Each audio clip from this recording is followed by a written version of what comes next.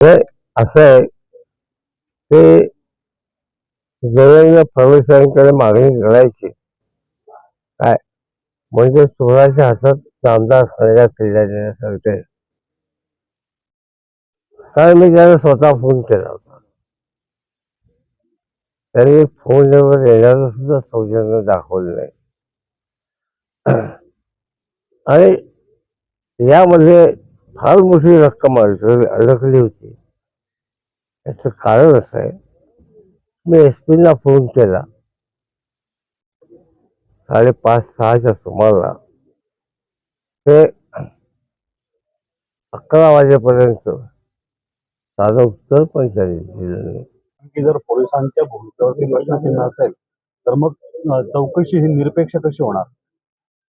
एक लक्षात घ्या, न्यायालयीन चौकशी निरपेक्ष असते तुम्हाला कोणी सांगितलं?